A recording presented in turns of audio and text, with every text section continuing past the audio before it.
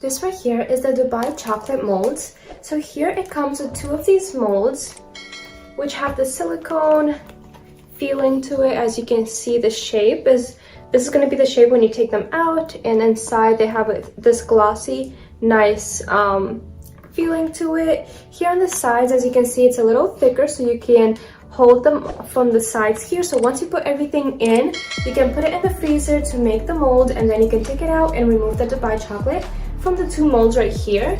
This is convenient to make 4 bars at once because it has the 4 places where you can make the molds. And it also comes with this plastic thing where you can just slide to make everything even, to make the chocolate bars even. As you can see, this is very convenient and very nice to use. So I will put all the ingredients in here and show you what it looks like, and I'll also show you what it looks like when you take them out of the freezer.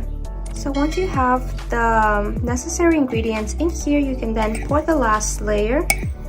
So I took the chocolate out and I broke it into pieces, as you can see here. It was very easy to make, very simple, and very good quality.